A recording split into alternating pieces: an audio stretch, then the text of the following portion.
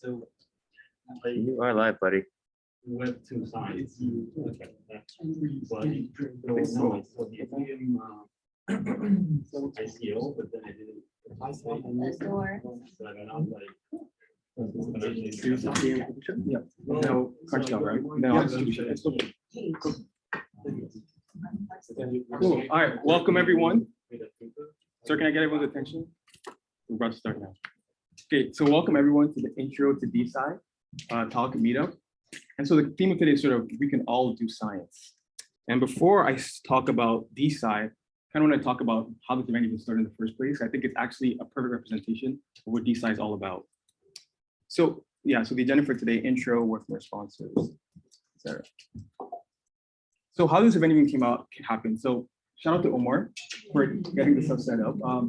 He sent a message in Telegram. Basically, we tried to organize a dinner for I think about 19 people, 100 people on the waiting list. He's like, hey, we have a lot of interest in this. What can we do to sort of make up for the huge interest?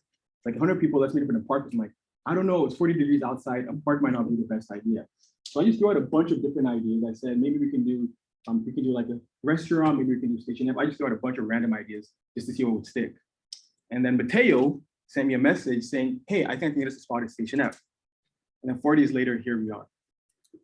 And the reason I bring up the story is I feel like this is a perfect representation of what DesSci is all about, which is that we had actually never met each other before. This selfie is the first time we've seen each other in person. Everything was over Telegram, no Zoom calls, all completely async. And I think that right there is like what DesSci is all about. People coming together all over the world, regardless of what you look like, your background, to contribute to science. We also are doing a workshop on Saturday as well. There's a DesSci workshop on Saturday. You can basically join, if you're in the Telegram group chat, there's more information about that. And there's also a bounty. So if you guys take pictures, tweet about it, do a Twitter thread about this event, you can scan the QR code. Oh, that's actually to the Twitter page, but if you take a picture of this, just make sure you tag us, and then make sure you just have to tag our Twitter handles. But if you just do a Twitter thread summarizing what you learned, questions, comments, the best one is going to get 100 USDC. So, it's a fun bounty for you guys. And want to say a huge thank you to our sponsors, Weavechain, Station F, Atila, CrunchDAO, and Point Carre. And then we won't have a word from CrunchDAO, one of our sponsors. Thank you. Hi, everyone.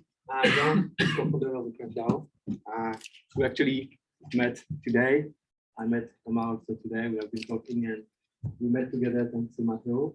And this is also what is funny with decentralized science is that we at CrunchDAO are working on trying to find patterns on the stock market.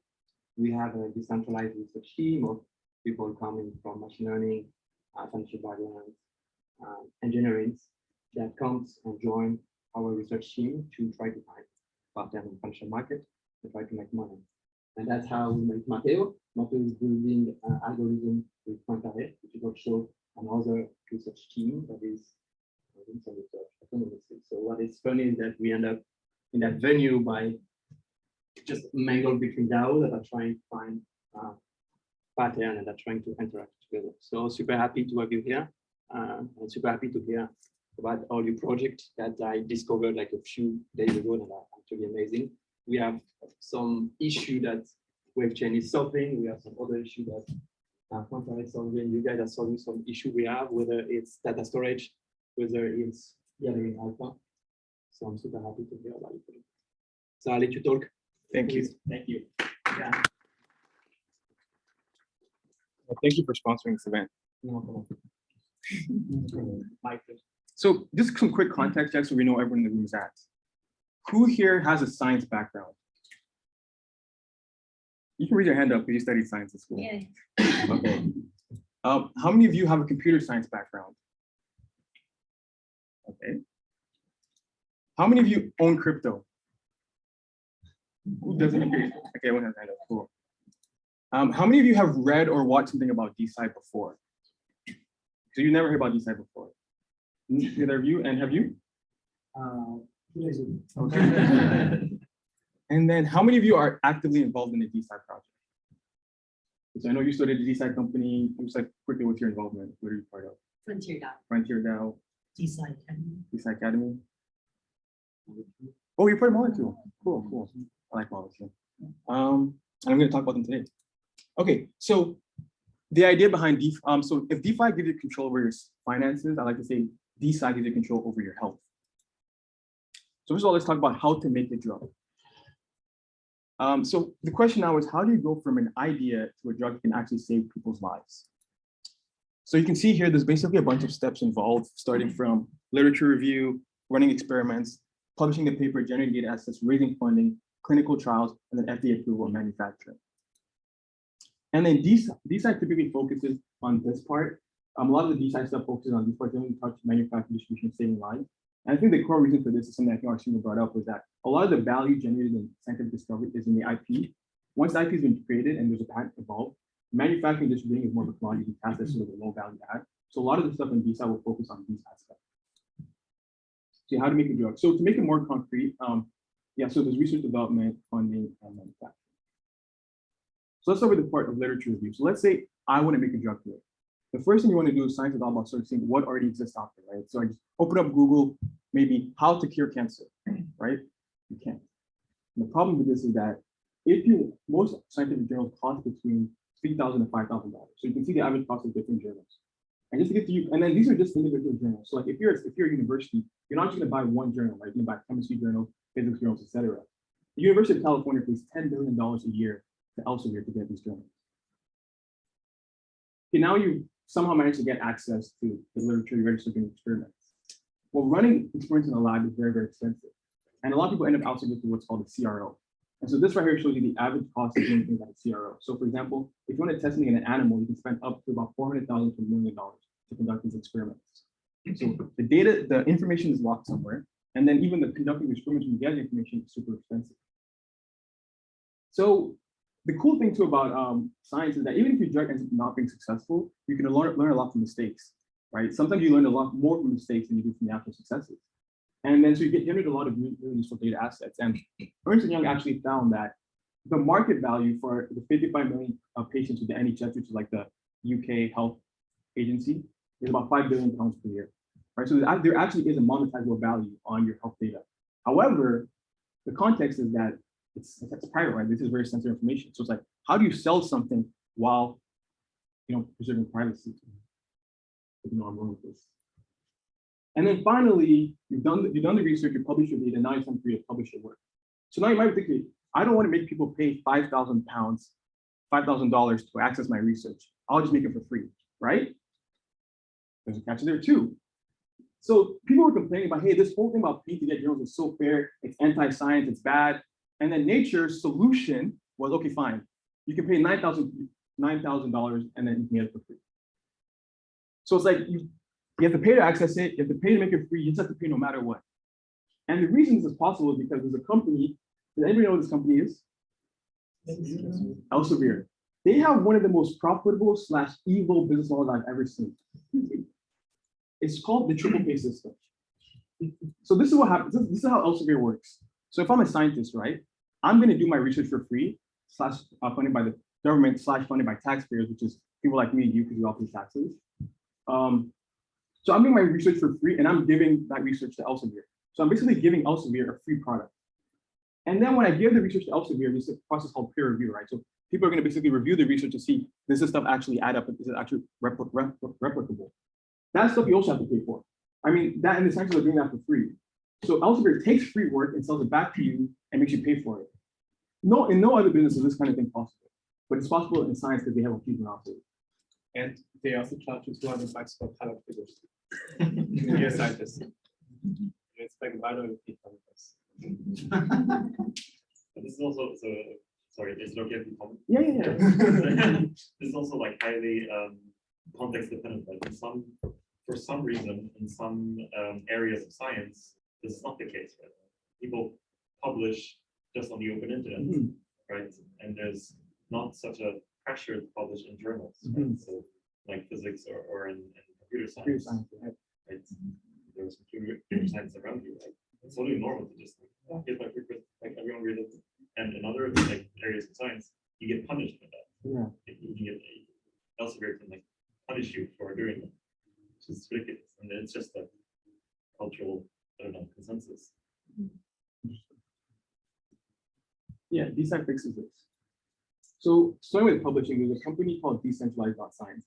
I kind of don't like that they named their company after the entire movement, But that aside, so essentially what they do is an open marketplace connecting reviewers, people that need to get their stuff reviewed, and it basically makes sure that people get paid, and also they basically make their reputation transparent, so you can sort of see how people are getting reviewed. Then you have LabDAO. So they call it an Airbnb for lab work / AWS for lab work. And so the idea is that people have labs all over the world. You can basically connect these people together and sort of remove like the centralization of CROs. So a lot of this stuff is just basically making it easier for people that are doing similar things to meet each other. And then generating data assets, right? So like I said before, your data is highly valuable, but at the same time, it needs to be made private. So you want to sell it on an open marketplace while maintaining privacy. And so there's really cool companies like Weavechain, which is Omar's company. And so if you guys have questions about it, you can talk to them too about it. So Weavechain is a company that does this upside does an ocean protocol as well. They're sort of solving the problem of my data is super valuable, but I want it to be private, selling it while maintaining privacy. Yeah. Okay, so now we can talk about money, funding drug development.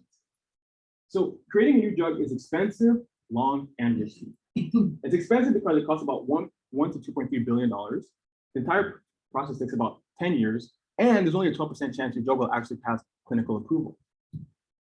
And so for example, and then the other problem that happens here is that you'll see that funding happens in the early stage. Usually this is called public good, so like usually grants, government, philanthropy, stuff like that. And usually it's often rich people. Then you have the venture capital, so folks like yourself coming in. And then only in the IPO stage is when the public can finally get a say in what gets funded. And so yeah, so this is a big problem, is that only large institutions are listed can fund science. And there's a couple of reasons why this is a problem. First of all, you can see this little meme that I made, which is that drug funding basically ends up going to basically a problem that maybe affects one super, super rich person, even if you have like a lot of people that are affected by a certain illness, but none of them are super wealthy. Another problem is that people are incentivized to treat, not cure. So shout out to our senior for giving me this idea. But yeah, so a huge problem is that Goldman Sachs famously came out and said, actually, maybe we shouldn't actually cure people, we should just treat them because you make more money that way. So this is a huge incentive problem where that you always have to incentivize to solve things. You just want to treat you, you get sick and treat you again. And then another problem too, that private markets mean that the rich get richer. So I don't know if you're gonna like this slide, but it's true. So one of the best performing investment class of all, actually not one of the best investment class of all times is VC investment. The best performing industry in VC investment is biotech. So why don't we all just go on and invest in biotech VC right now? Oh yeah, accredited investor, $100,000. Who has $100,000 network? Don't have to answer that. But yeah, so as you can see here, the huge problem is that the best performing investment class of all time, and none of us can invest in it. It's a big club. You're not in it. Anybody know who joined early? Okay, so decentralized funding for decentralized science.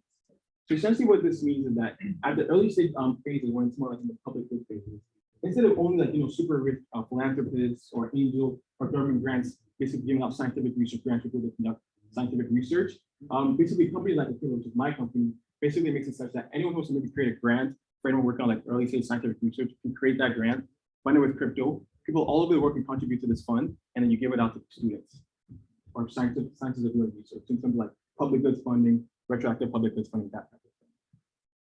Then you come later on, which is a DeSci molecule concept. So I think you guys are investing and working on it. Molecule is super cool because, again, I'll talk about that in the next slide. And then you have the acquisition phase. So again, the core value in drug discovery is the IP.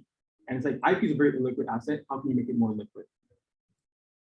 Yeah, so I talked a bit more about Atila, that's my company, funding scholarships, making it easy for you to start and receive grants.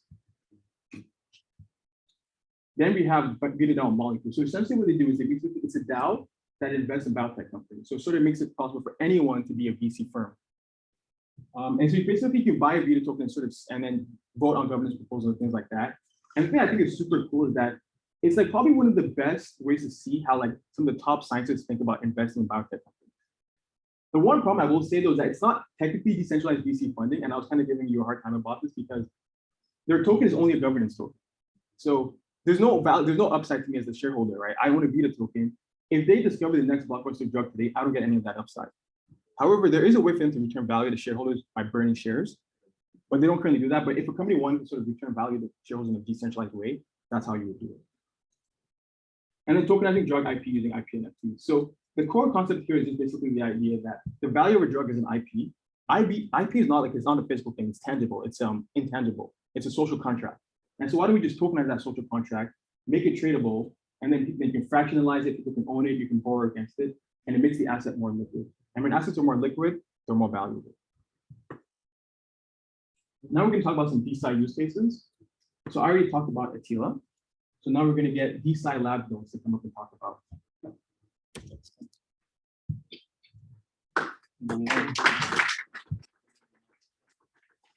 So yeah, I would say I'm kind of more of a user than a developer in DesSci, which could show on a different perspective. I'll show two different use cases. The first one is from DesSci Labs, which I'm not part of, but I'm a big fan.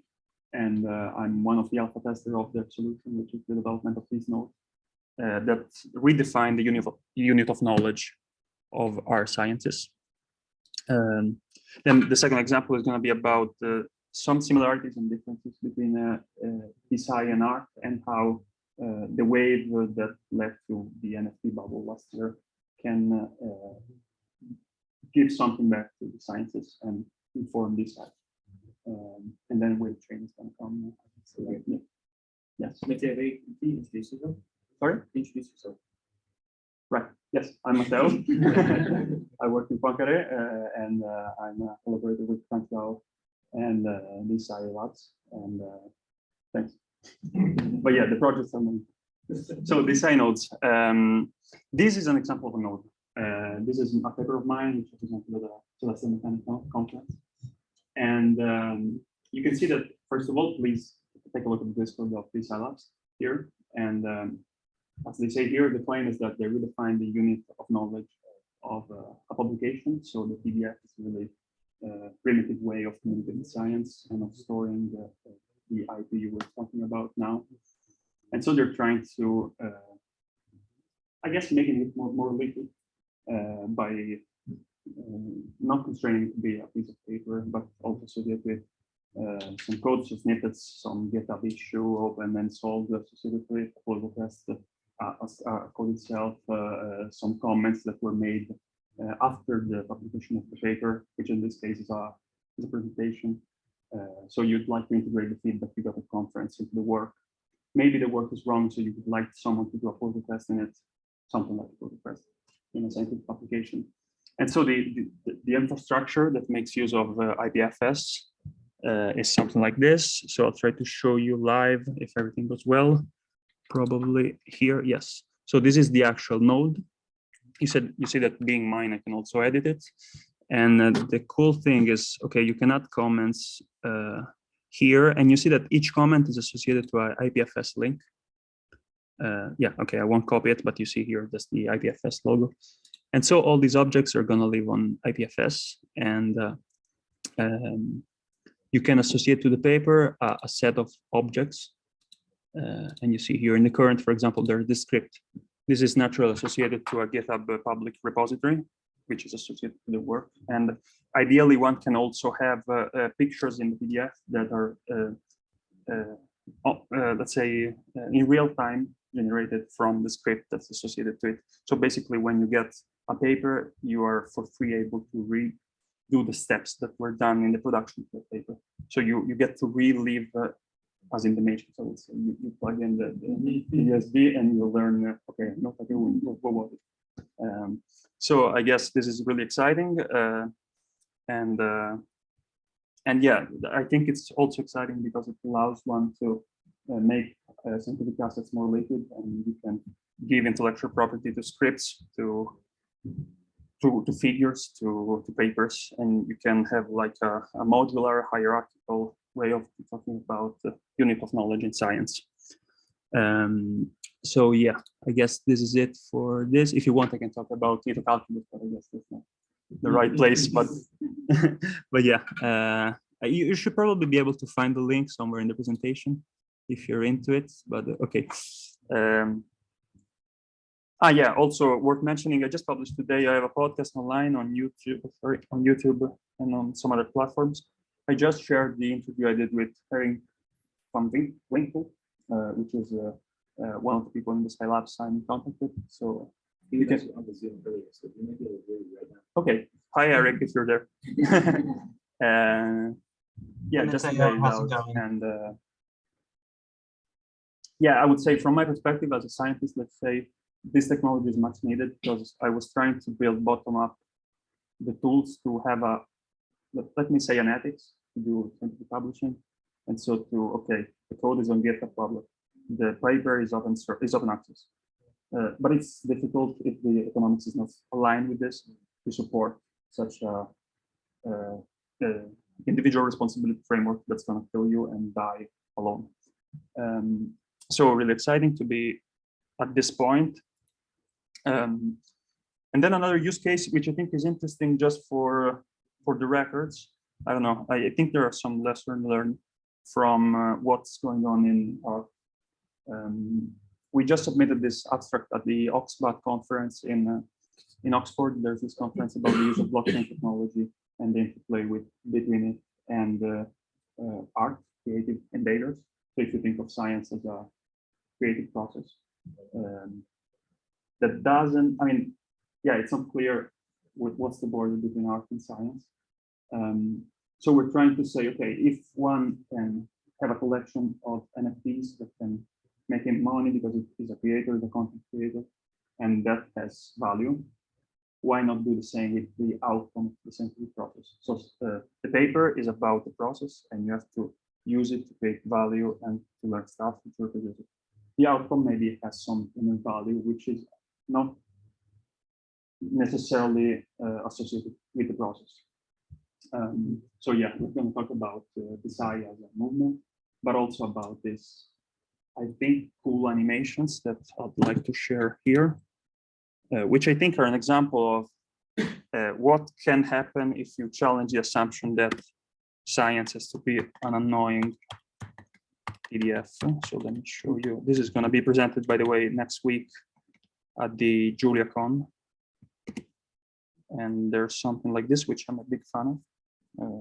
Let's see. Yeah. Which I think is super tricky, and you can never see this in a paper. So we need to define a protocol that enables people to produce these things, because they give an idea of what chaos is. But, it's much more informative than figures. So there has to be an incentive that makes how do you say, the communication of science, of the outcome, in a really low-level, non-rationalized way. More, there has to be an incentive for that. Is that much video for the DeSci Nodes? Can you like put that? This is a different work, actually, so it's not the same node. But ideally, one can have that.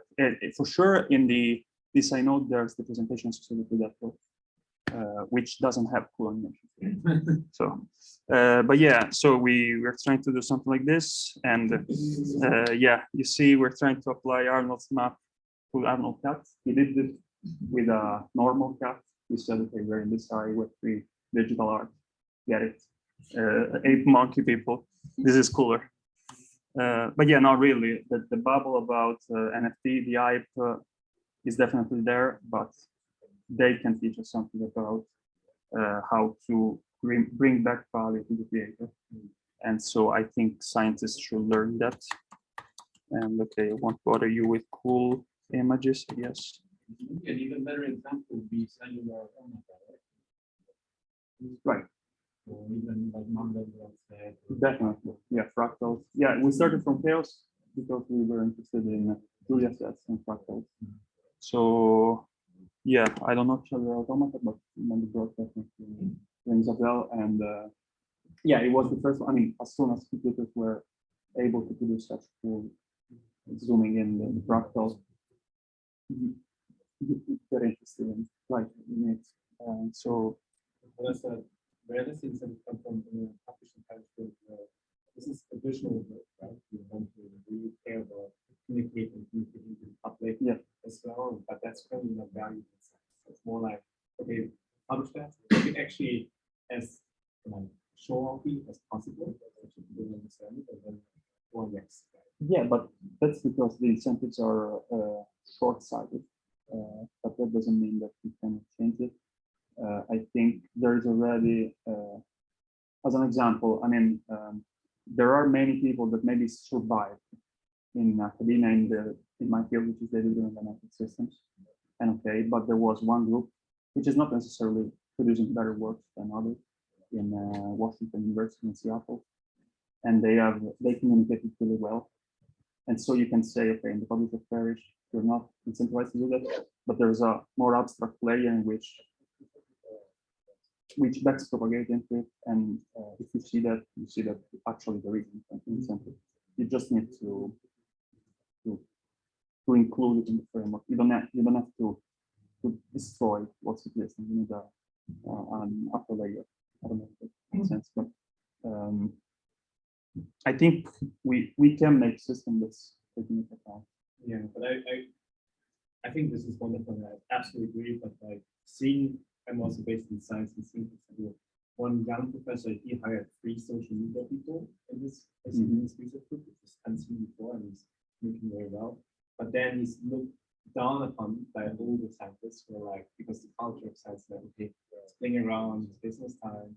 So how do we? I think it also requires a cultural mindset shift in science, that communication is something which scientists take more seriously. Because like I asked a lot of scientists, in fact, well, we are scientists, but not communicators. There's another approach to it, which is the NFT environmental part very much. Where the NFT environment never went to the tradition. They just created their own ecosystem and it took off. And it appealed, it had a very high appeal, and a lot of people uploaded it. And it became its own value. And so then the art industry of 70s and things started selling before they could. The same thing happened in finance as well.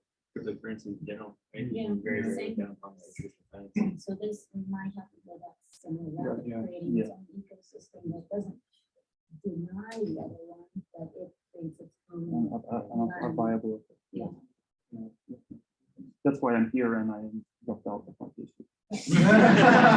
And you did it. So no, but yeah, really, the cultural shift is a necessary precondition, but we cannot wait everyone to have that shift before starting to act. As a traditional university, you would also not be able to take the grants that the DAOs are offering because of the IP concerns of the university. So that's There's barriers. there are barriers. And it's also a generation shift. It's not who was the case of this said science and math is one grade at a time. To some The extent, Eisenberg it's from one like side. the younger community. Yeah. And that's how it always works. There's no change. Changing the better. Yeah, maybe. Okay, so I guess this is it. I'll leave the floor to Weavechain and.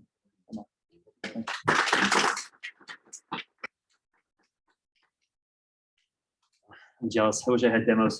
Demos are way cooler.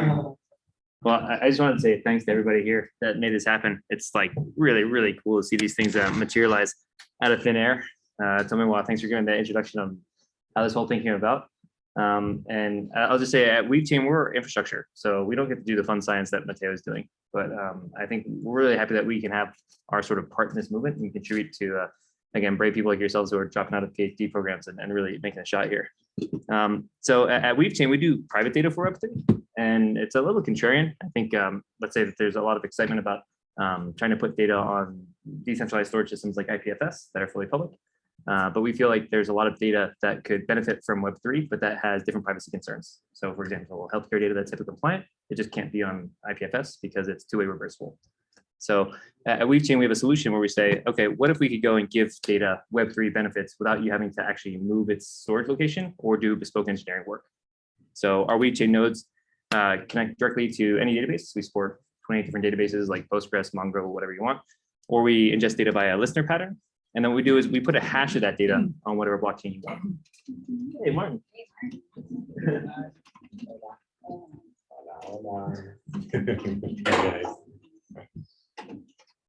So the thing that we really like about this pattern is that you're actually leaving the data itself in whatever database is governed appropriately by whatever governance standards. But we establish what we call a Web3 secure lineage for that data. where we can go and prove that this data hasn't been tampered with. And we also actually have a full audit history that's almost like Git for data, where you're tracking every change that's happened to the data and who has actually done it. And because we're actually sitting between the database itself and its consumers, we can start to add things that we consider Web3 value by enabling confidential computing patterns to interact with that data set in a trusted research environment, making the data available to on-chain consumers by acting as middleware that connects to any Oracle, and then actually establishing that an interoperable data marketplace so that you can have producers and consumers transacting for that data. So we like to say that we are a decentralized network of data DAOs, and props as well to the DeSci Labs guys, because I'm going to rip off their slide. They had a beautiful vision for this sort of Web3 of science that we really like over here. And it starts with this idea of having autonomous research communities that are springing up. And we consider those to be equivalent to our data DAOs, the shared data environments where you have people working with data securely. Now, on top of that, they like to talk about this open library, this ledger of knowledge that everybody has access to. We look at that as an interoperable data marketplace, where you try to make as many data sets public goods as possible, but that there will be some that you still have to go and maybe pay for, or at least give that back to the scientists that were doing the original work over here. And the last part over here is really cool. The guys at DesSci are working on this project Holonym that lets you establish a verifiable credential for your data so that you can go and say, I am permissioned to access this healthcare data set or this financial data set without actually having a human in the loop, with just having this verifiable credential attached to your decentralized identity. And we're trying to go and make it so that our data DAOs can be accessed by those verifiable credentials. So I wanted to just talk through one example use case of our product today, which is a confidential computing example using computed data as a mechanism. There are a variety of different confidential computing patterns. We support homomorphic encryption as well. We're working through federated learning, good things like that. But the core idea is that let's say that you have a healthcare institution that has some really sensitive information that they cannot share in a raw format, but that researchers benefit from being able to access. We go and say, give these researchers a scheme of that data, maybe some sample data, so that you can go and develop your algorithm or backtesting process on. And the Weavechain node will actually copy that whole Docker image over to the sensitive data environment, run it against the data set, and just return the results without ever exposing the raw data itself. And in this way, you can go and let researchers run their algorithms on the data set without breaching privacy. And the fun thing about Weavechain is that we go and have this audit trail all along the way, where we are not only hashing the data to the blockchain, but we're actually also hashing the compute algorithm to the blockchain, so that we can certify that this result was actually generated from this raw data with this algorithm applied to it. So we think this is a nice step towards attacking one part of the replicability crisis by creating this computational lineage. And through our Weavechain nodes, we are measuring everything that goes through our pipes so that you can go in and establish whatever kind of marketplace model you need for your data. Now, this is sort of a one-to-one scenario where you have one hospital, one researcher. But what we think is really cool is that we actually enable you to mux together a bunch of different sources for that data in real time. So as a researcher, you still just want to design your analytical process and get access to as much data as you can. And what we say is if you had a bunch of universities that were collaborating on data, and each of them was running their own Weavechain node, that this one node over here at server B would be able to talk to all the different nodes that have pieces of that data set and be able to run the same processes in real time to do research against these other institutions without them actually having to share their data with each other. And if you take it one step further, what I was really excited to chat with Martin about yesterday was this idea that you can actually have it at the user level. So if each user was actually in control of their personal data, not actually giving it to another environment, that each user could allow access to that data such that a researcher could go and be running processes without compromising privacy or ownership. So it's, I think, pretty early days for the whole field here, but we saw a really cool study that was released by the NHS back in April, where they were talking about the untapped power and potential of NHS data. And tell me what, I actually had never seen that stat you brought up earlier. What was it? 55 million NHS patients with a potential of $5 billion a year to generate off of their data for scientific research. The review that was done had two really key steps that need to be taken next. The first is that you need to go and establish trusted research environments so that you do not breach patient privacy when you go and do research on the data that's being collected over here. We think that confidential computing patterns are great for that. And the other part is addressing the reproducibility crisis in science by setting up more reproducible analytical pipelines. And we really encourage people to go and use this idea of computational lineage ideally in combination with computational consensus, where you go and have multiple nodes actually running the exact same research to verify that the results are reproducible in real time. And we're trying to work with the DeSci Labs team for their DeSci Nodes product to see if we can go and incorporate it in that same framework. We're excited. It's like really early days for everything. But again, this is like one of the most vibrant communities I've ever seen, where everybody seems like they're trying to figure out ways to help each other. So tell me what I think that's how you want to wrap up today, right? Yeah. Talking about some other things that we all can do and to learn more and do more work.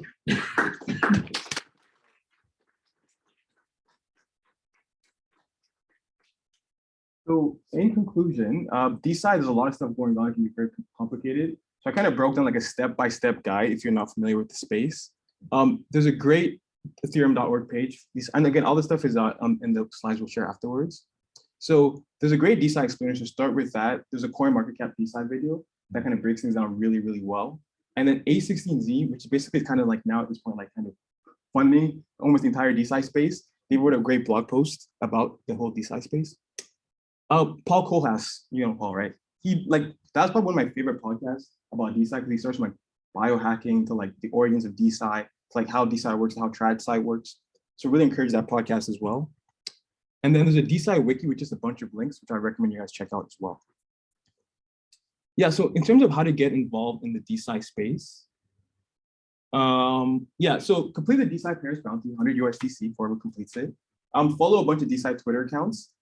Join the VitaDAO discount and the Blockchains for Science Telegram groups, because a lot of information is shared there. Like DeSci is a very social thing. And then contribute, you know, like build community, do stuff like this, organize, attend meetups. You know, like the VitaDAO forum, like they're super responsive to open feedback. So like if you have like a science background and you see someone propose like a drug proposal investment or an idea, like feel free to go in there, ask questions, give critique. They're generally very open to getting feedback. And yeah, create content. So like if you like creating content as well, like there's a lack of like good information in the space. So if you're good at explaining things, lean into that and share that information with other people. So yeah, join us like once again, plug. Homework me to plug it twice, so I'll plug it again. Yeah, join us Saturday for the DeSci workshop. This is our information. You can scan that QR code. Any questions for me, Omar, or? Oh yeah, hey, Atila. So we had such a great and vibrant conversation. I know I spoke ad nauseum at that dinner the other evening. And I just wanted to ask, I was hoping to talk a little bit about Frontier Registry, because I know I spoke to, like I said, ad nauseum about our publishing platform that we actually minted as an NFT about 6 months ago. That it speaks a little bit to what you showed, but like I showed you on my phone the other evening, it's a publishing platform for engineers, scientists to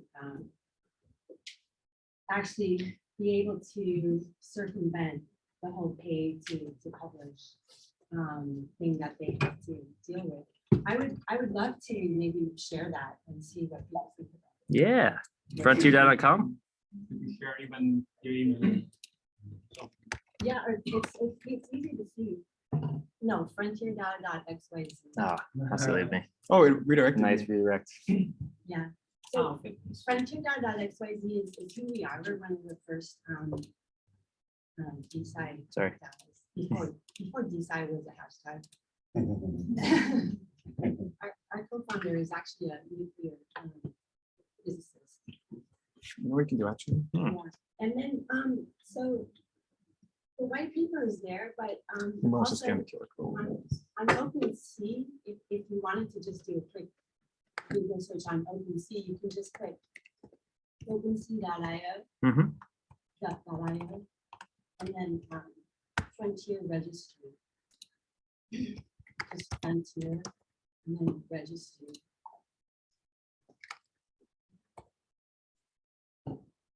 There we go. Yeah, so just, kind of to be cheeky, when I was pitching this to a whole bunch of VCs last year, I kind of said, look, I did the elevator pitch of this is mirror.xyz in its research data. And then to kind of demonstrate it, I said, look, I'll just give the NFT, link the pitch deck as an NFT.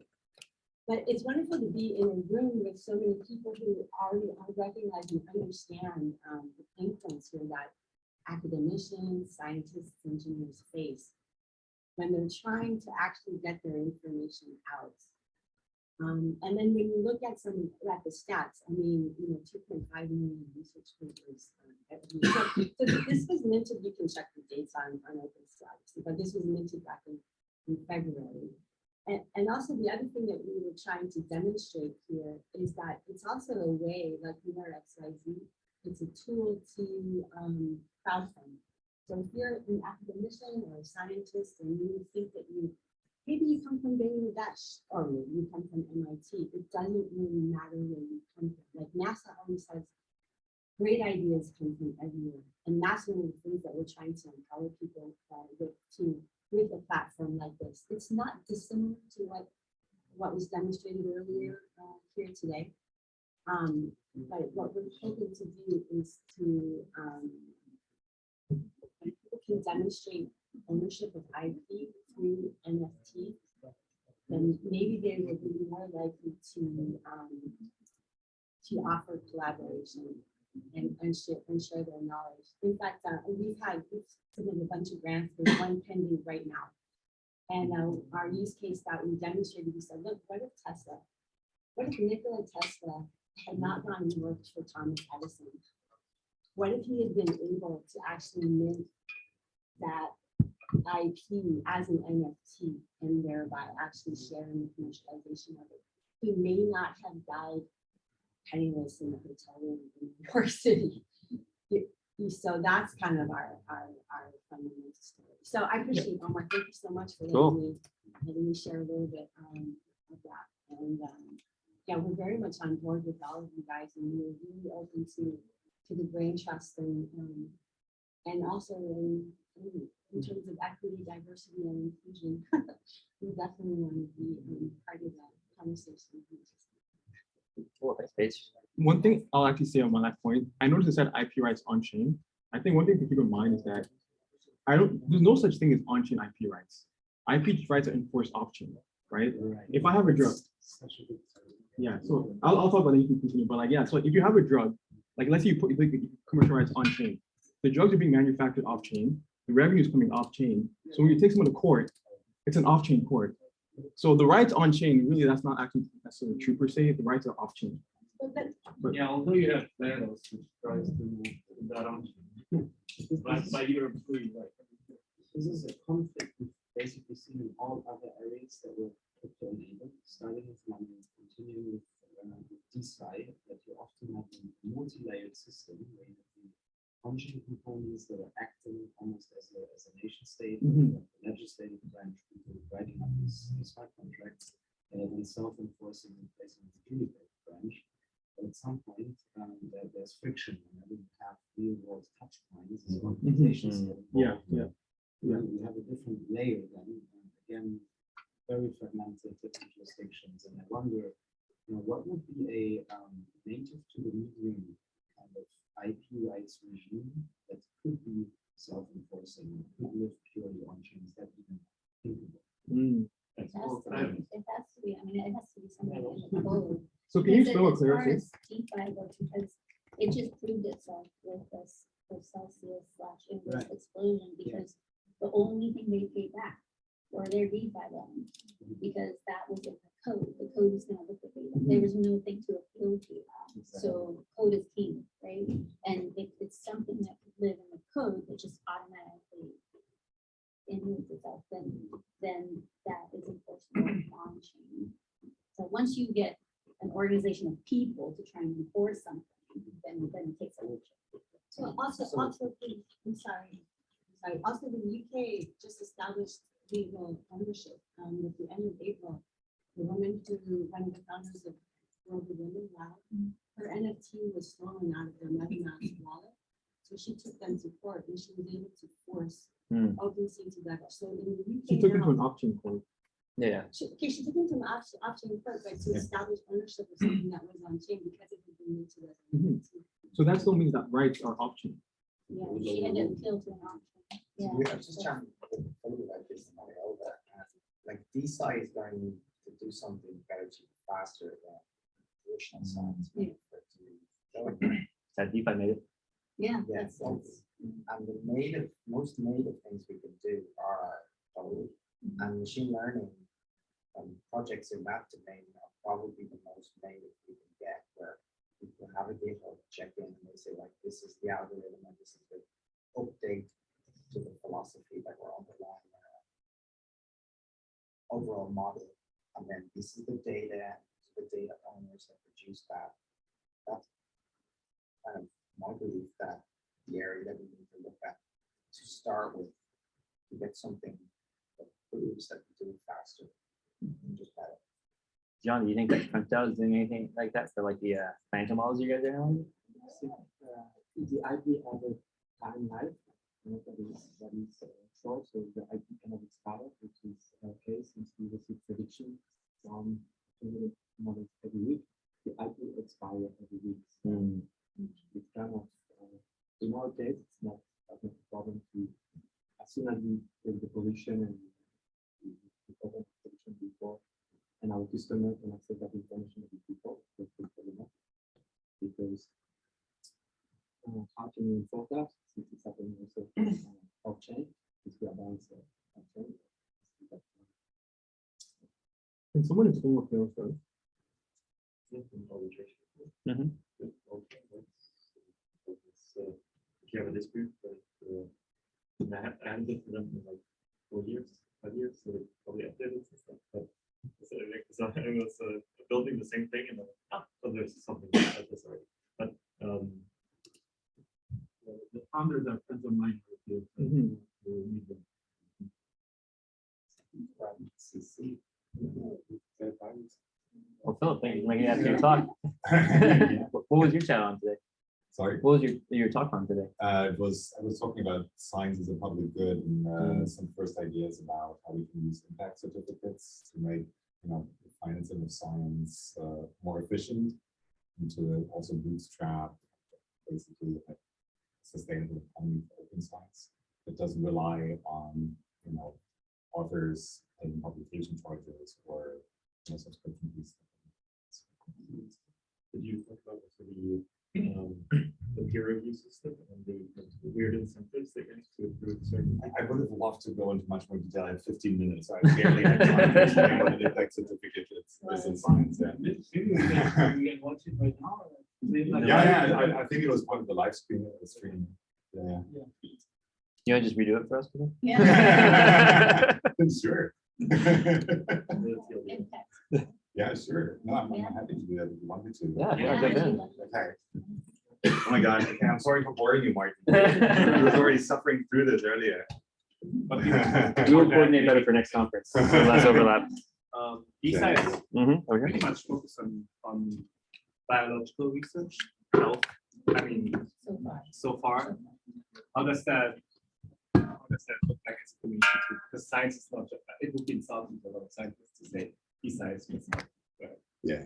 So how would that work? How would you expand that? How would you expand it to social? This one here, EthCC. Yeah. I think that has a good part of understanding.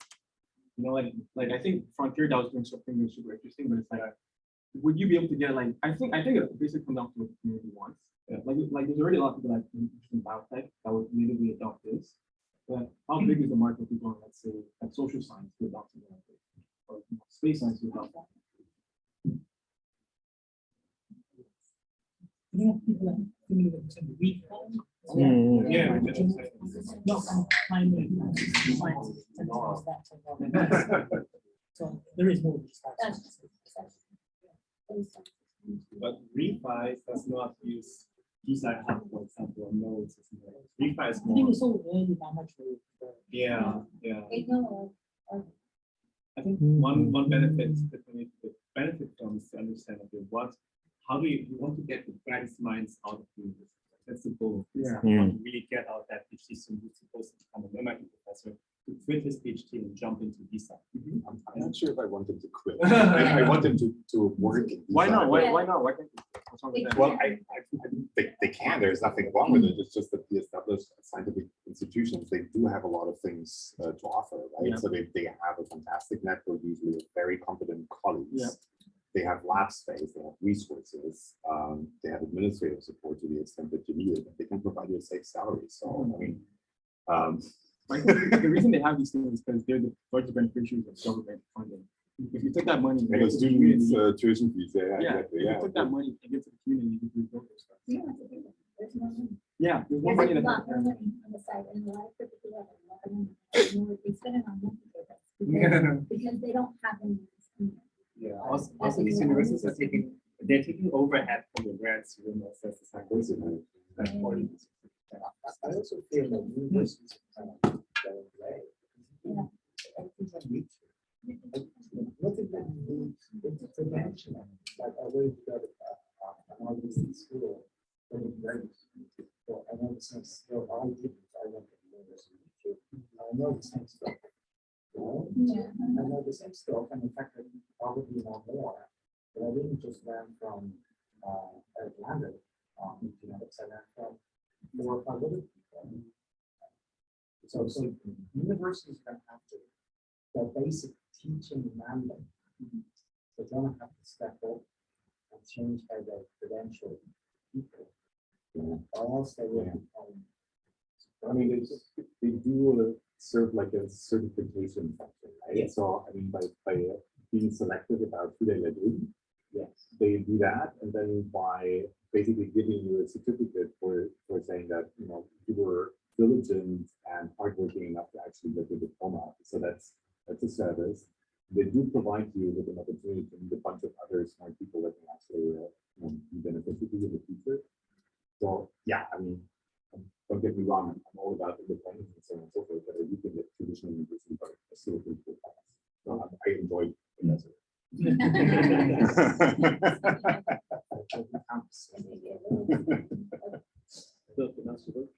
Okay, cool. Yeah, so so these are just a couple of first thoughts about, you know, how we can actually use impact certificates in the context of science.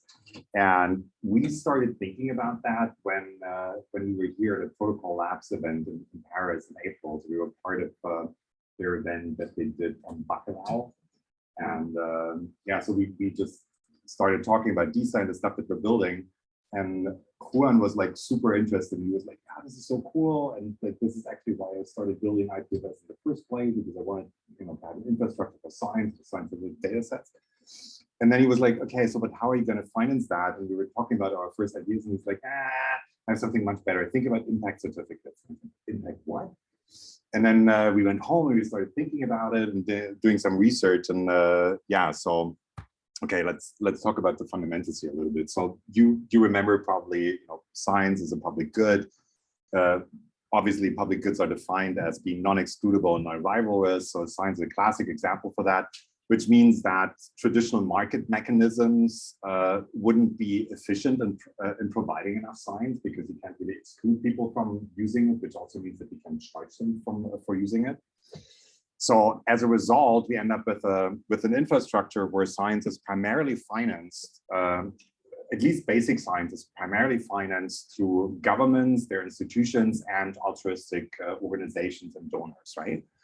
And I don't think that impact certificates are going to change that, but what they can do is that they can give these entities a much more efficient tool to deploy their money. So they can actually leverage it and they can get better bang for their buck, which I think is a huge value proposition. And of course, we all know that the traditional ways how, you know, science is being funded is really highly inefficient. So there's a lot of science that should get done that doesn't get done because of the funder preferences and the risk aversion. And then, of course, we know, like, oh my God, like, you have no idea how much time in the last couple of years I wasted writing grant proposals that ultimately got rejected, right? So they just made it like almost to the funding stage, and then they're like, "Wah!" And like 2 months of your work just flushed down the drain, and it's just not very efficient. So in any case, so the impact certificates, I really love this talk that Davidat gave at Funding the Commons recently. So they introduced this this idea of the hyper certificate, sort of like you know, a new standard that they're proposing for how impact certificates could actually be written, and they're defining it as a fungible, transferable, tokenized certificate that facilitates the allocation of retrospective rewards and supports hierarchy of credit assignments through various mechanisms.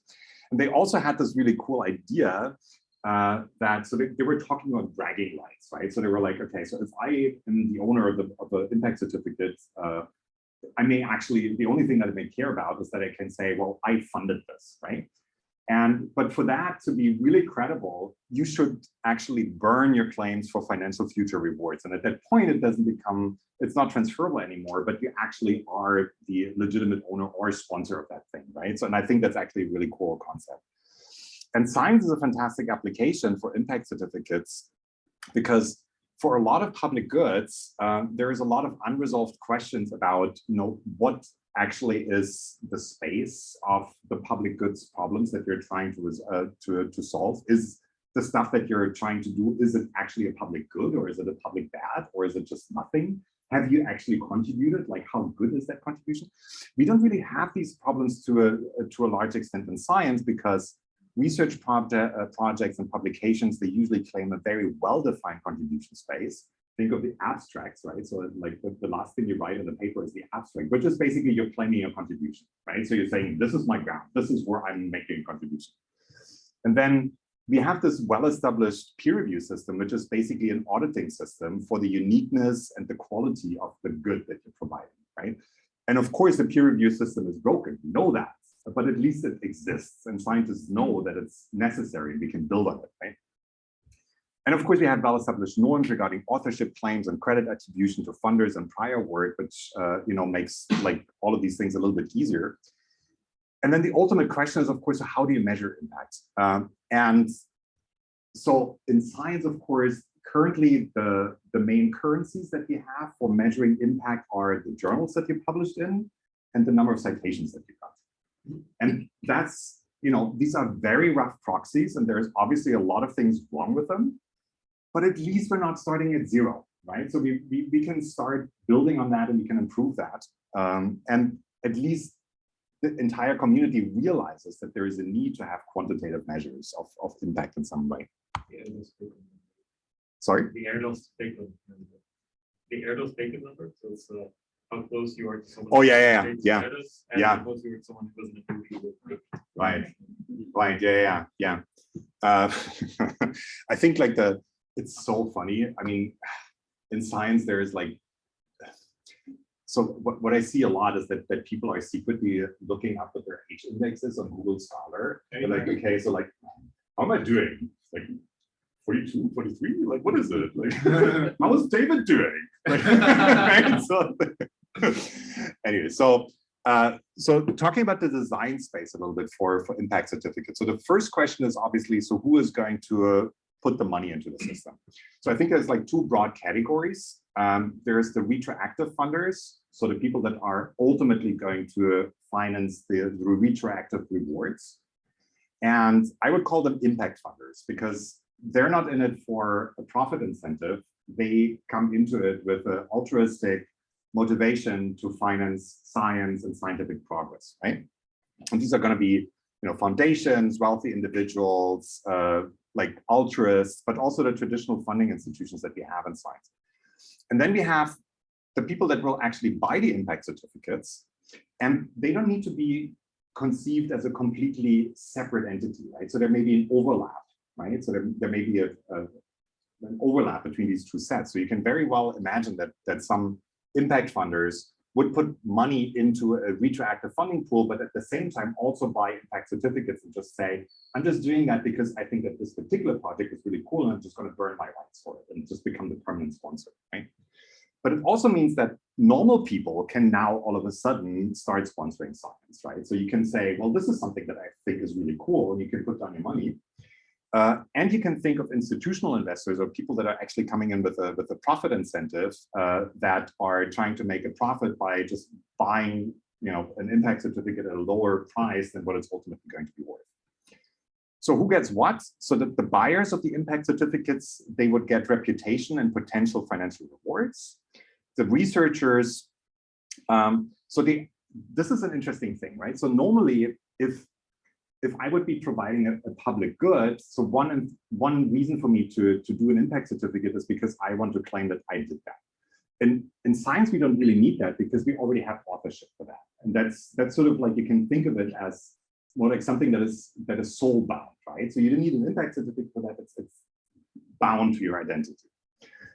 But there may still be a reason to actually make scientists co-owners of research of impact certificates, because it helps us to align the incentives of the scientists and the funders, and it sort of thereby reduces the principal agent problem, and they actually help us to do science funding with a lot less overhead and a lot less auditing than what we're currently doing. So I had an ERC a consolidator grant for 5 years, and I kid you not, so the contract that we signed with the ERC was like 120 pages long, right? And just auditing shit. And then at the end of the project, there was like a 1-year period where like everything was being evaluated by auditors and this and that. And there was a lot of back and forth. And like, it's a complete nightmare. Yes, I was glad to get the money, but I think there's much more efficient ways to do that. There's the potential financial return. So the financial return comes from here, from the people that are going to put up the retroactive rewards, right? So buying off your initial exit. Exactly, right? Yeah. So let's say that you develop fusion energy, then chances are that your impact certificate for that are going to be worth a shitload. Okay. So if you make scientists sort of like co-owners of the impact certificates that they were working on, that brings us to this idea that we would ideally want to have flexible cap tables with tradable shares, very similar to what you have with AGs or with limited companies, right? So that's a very established, very efficient mechanism that just gives a lot of possibilities to do credit splits efficiently and to also raise additional capital later. So you don't have to fund everything upfront, but you can do like piecemeal funding. You can start putting a little bit of money into very early stage projects and sort of like spread and pray, and then you can double down on projects that are actually doing good, and so it opens a lot of possibilities. But if you do that, it raises the question: so what's a fair distribution of ownership in these impact certificates, right? And here, I think sort of like the fair equilibrium solution is that marginal reward should equal marginal contribution. And that would imply all different sorts of things. So, I mean, obviously, authors that do more, they should have more shares in the impact certificate. But it also raises the question, it helps to address the question how the shares should be split between the scientists on the one hand and the investors on the other hand, and also among investors that may actually start joining a project at different stages, right? So one of the implications is that if you get into a project as an investor really, really early on, you should probably get more equity for each dollar that you're investing, simply because you have much more risk, right? So that would be a very natural thing. And then really important question in the design space is how and when do we measure impact? And like, I would advocate for a pluralistic approach, because I think that there's probably not going to be one size that fits all. We probably need to experiment a little bit. We can build on existing algorithms. So one idea would be, for example, that we have sort of like weighted citations, and one weight could be, for example, whether your work is actually reproducible and replicable, which would make a little sense in my head. But you can also take the other point of view, and you can say, well, forget about the algorithms. What we really care about are the preferences of the people that are ultimately funding this, right? So maybe we should just let the funders decide what they think is impactful, and then you can think about, just basically the funders voting with their dollars what they think is impactful, and we may also think of like quadratic retroactive funding as a potential option. So, so the incentives are, so once you have the impact certificates and you have a large pre-committed funds for the retroactive rewards, that would create incentives for people to actually invest into future research at earlier stages, right?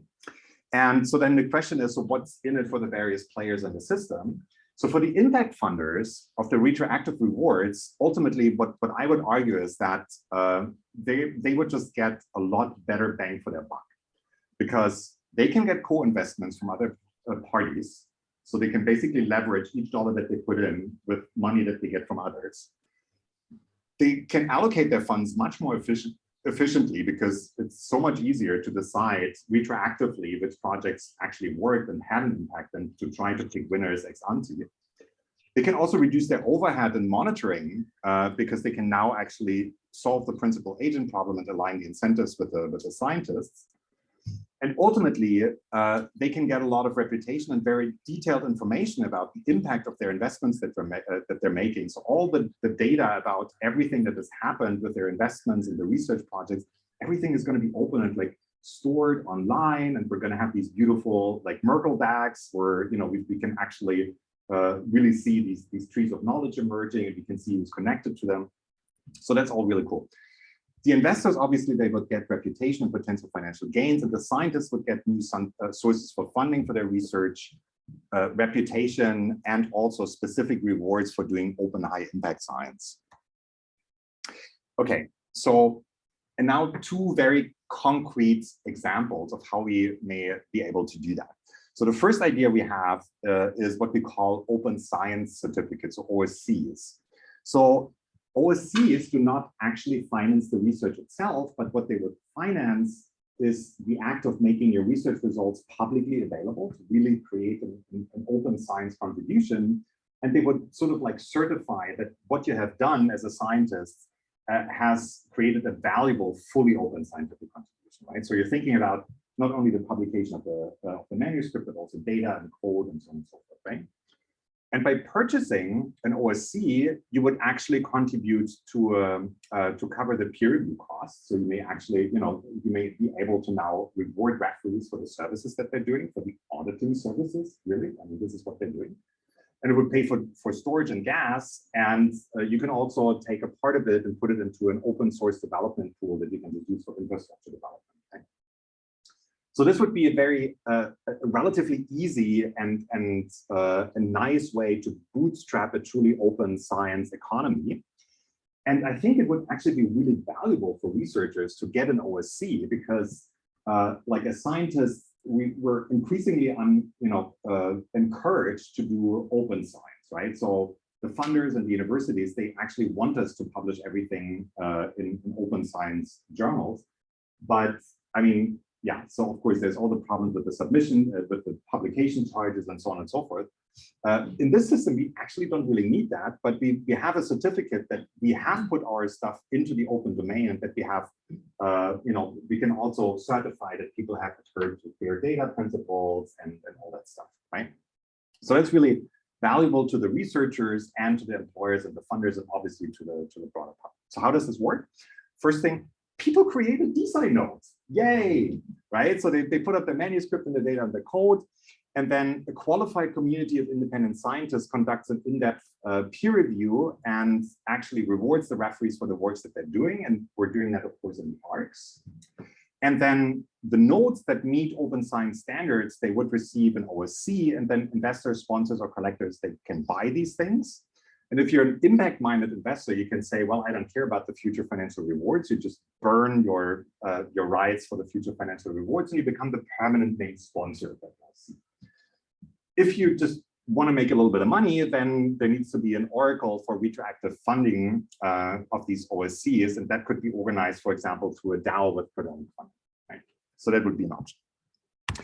Second example, much more complex, much more difficult to build, but this example here would actually tick a lot of boxes in terms of like, how do we use that to actually finance science, and how do we give the funding institutions the claims that they can actually say, well, we have causally contributed to this, right? So they may not just be satisfied with putting up money retroactively, but they may want to like be more controlled, more in the driver's seat. They may want to have like causal credit for each of these things that they funded. So how does this work? Funding pool is open, could be general purpose, or you can set it up for a particular research topic or field. So you can say, well, I'm opening a fund for like breast cancer research or whatever. And then you open up the fund, and you make crowdfunding possible. And then a part of the funding pool gets reserved for retroactive funding, and a part of it is dedicated as actual grants, right? So now we're bridging the liquidity gap. So the funders, the ultimate impact funders, they could either choose who they're giving grants to, or they may say, well, we're just outsourcing that. We're just asking the breast cancer ARC to evaluate proposals and to identify qualified teams.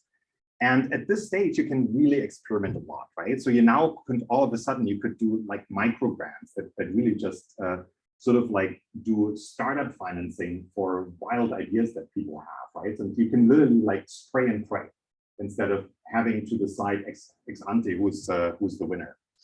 And so you can even use like things like algorithmic lotteries to distribute these funds. And the impact certificate actually gets minted when scientists receive such a mini grant, and the grant giver would be holding the majority share in that impact certificate. And then additional funders can come in and they can say, well, this is a project that I like and I'm going to invest into it. And they're going to buy some shares of it. And at that point, the most promising projects get additional funds. And the initial investments are leveraged. And then ultimately, there needs to be an oracle that rewards the later stage buyers of the IC shares. And the good investors, they walk away with a profit. And impact investors, again, they could opt out of the financial rewards and just become permanent name sponsors. So relatively complex system, but I think it ticks a lot of the boxes. Yeah, so that's it. And I'm pretty sure that some of you are already on our Discord, but if you're not, here's our QR code. We'd love to have your feedback on that, obviously.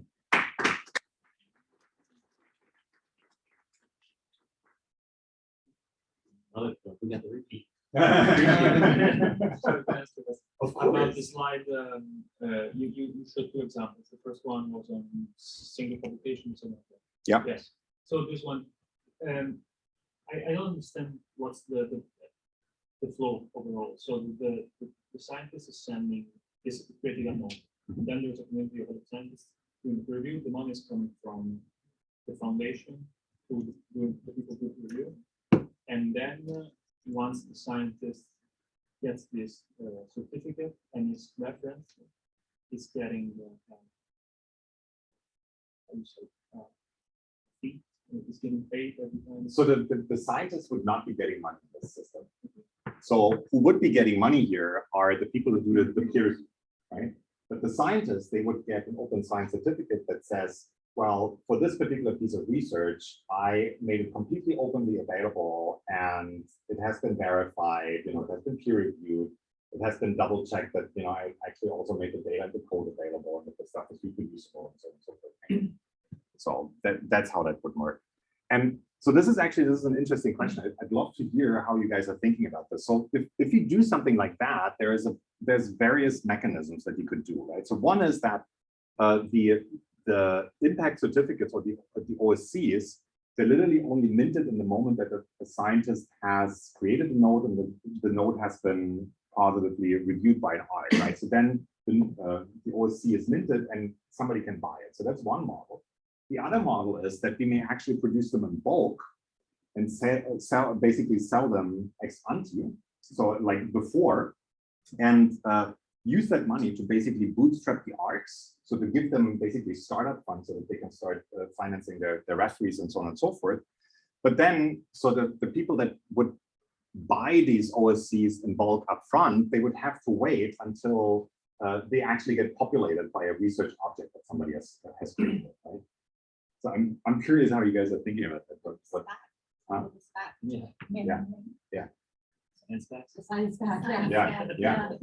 So basically, every time another scientist decides to do a citation, then you as the original author will get something? No. In this, in this system here, you're not getting money as a scientist, and you're not getting paid for citations, but you would be financially rewarded for actually doing peer review.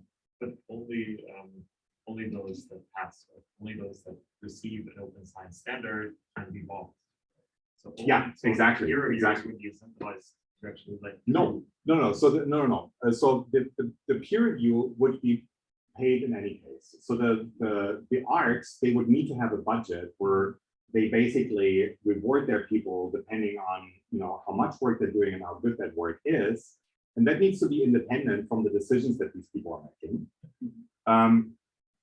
But the OSC is, there would be a mechanism how we can actually provide the arts with an income stream, so that they can actually have a budget that they can use for actually paying their refugees.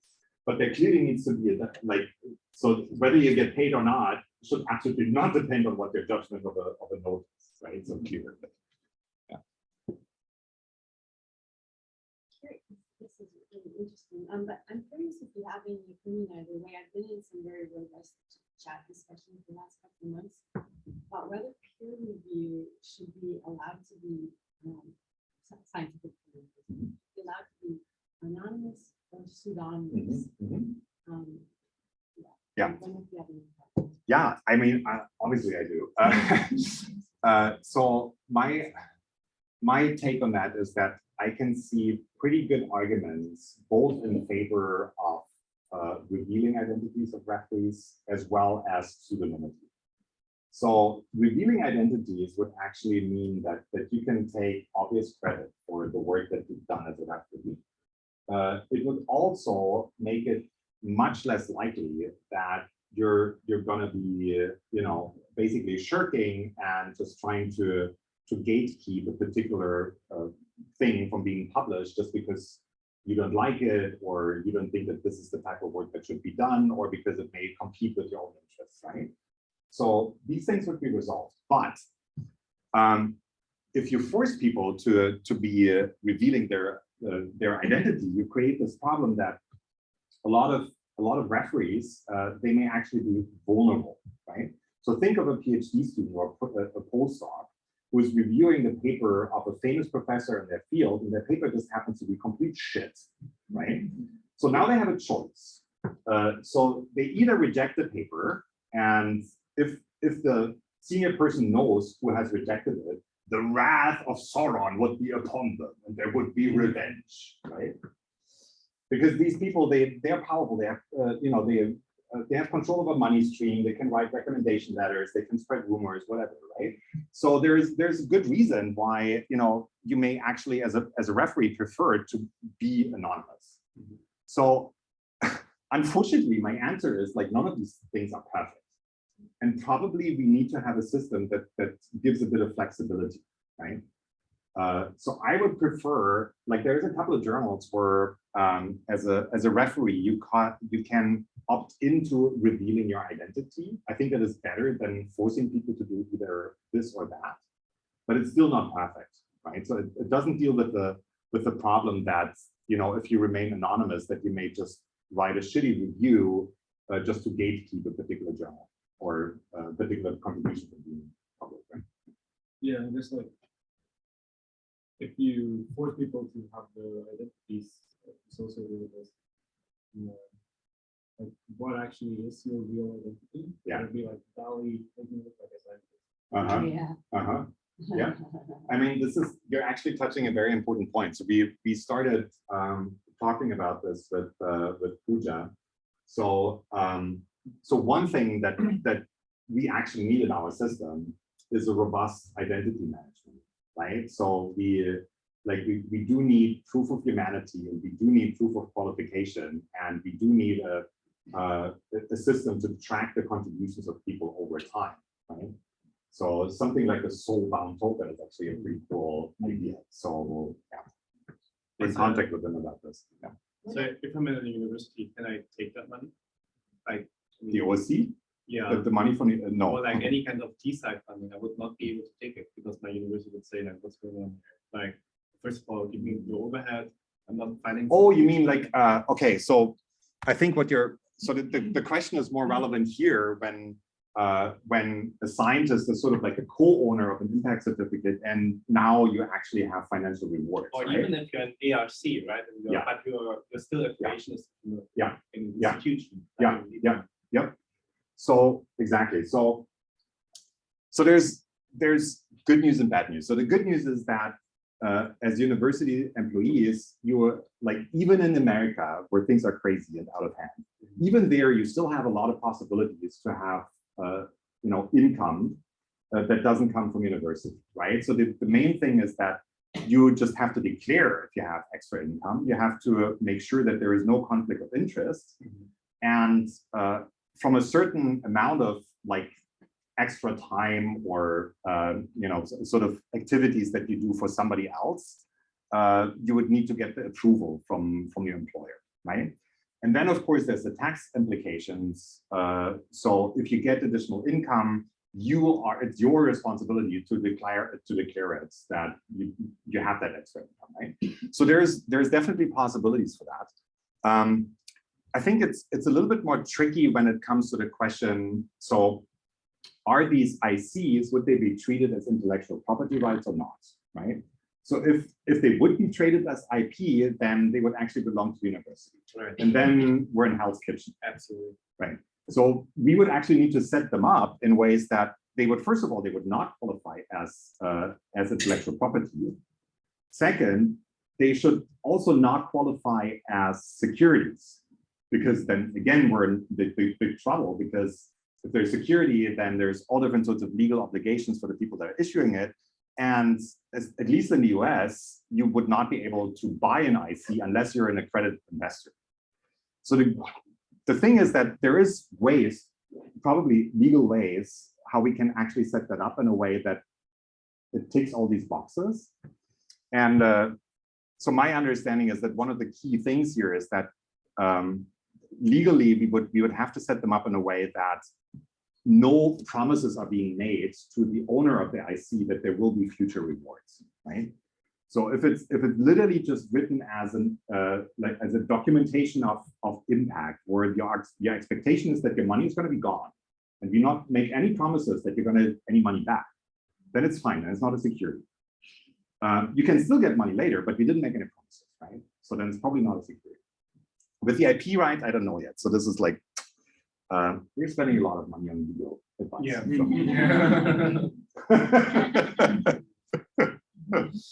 Sorry, about the peer review. Two things. One thing is I just started reading the paper, which I think maybe you know, art review. Yeah, of course, yes. Maybe that's kind of touching on the contradiction between LinkedIn and I don't know. Yeah. She was. I think she mentioned that like in passing. Yeah. I mean, so ant review is like one of the first attempts to sort of come up with a Web3 based like tokenized way of organizing peer review. Definitely. And also one thing about peer review, I was thinking is I don't know if that's possible to be related in something like that, but I mean it happened many times that I got a paper peer review published in like Europe journal and it's publicly run. And you would like to say, can I do this again? So I would like, okay, maybe there's a minimum number that allows one to say this is a certificate, but I would like as a reader, to always be a review. Maybe it's voluntary one after a while. Exactly.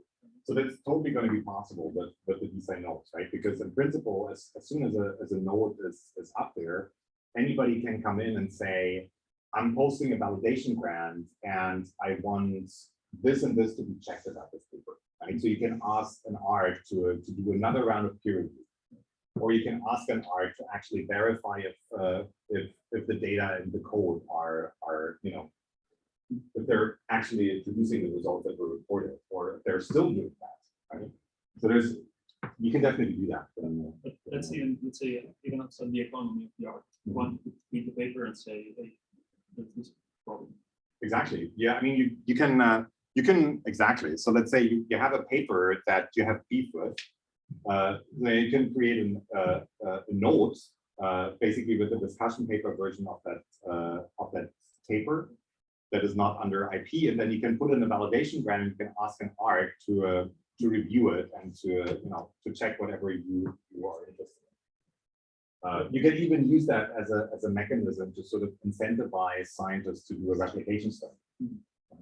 Yeah, I was going to say that the incentive to reproduce things should be built into these things, but as you say, the incentive to invalidate it is very valuable as well. When data is not bad, so to speak, these things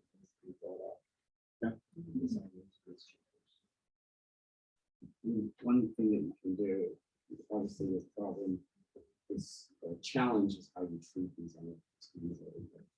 It's the moment that fractionalization is going to be a big one, and how that turns something that is not a security into something that is a security. If we completely condition the fact how there's going to be handled from a regulatory perspective, having the IP fractionalized would allow you to trade on signals. And then it's the same question of whether I think that a basket of IP NFTs or fractionalized individual IP NFTs will appreciate in value or lose value. So if the paper is not reproducible and the claims made in the paper and the scientific data that comes with that paper are of low value, then you can basically put them short position or in the market. Exactly. So yeah, basically, yeah, one analogy that sometimes I agree is to think that every prediction market is an action market. Whenever and then a financial market is oftentimes some kind of prediction market. Like, is this valuable or is it not valuable? And if it is valuable, I want to own a piece of it. And then there will be people that will be rational traders and will be financially rewarded for basically being obedient. Yeah. So I don't think the financialization part is something that we should be like. We have to be cautious about, but not afraid of.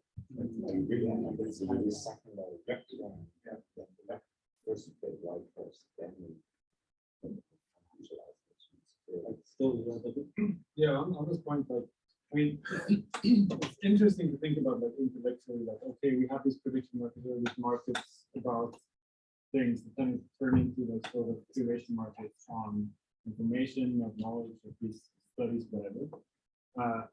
But actual results from embodied experience in the crypto space is that we try to do curated lists, we try to do curated a bunch of different things. But who is really going to trade in these like prediction markets and things? Like, it turns out like no one really has a good incentive to actually participate and like trade these millions of tokens that might provide some like doing a system or prediction market. Yes, it's an interesting mechanism. If you can make it work that people that want to trade in the systems, then it's super cool. But it shouldn't be like, oh, let's have a token or every paper. No, exactly. Also,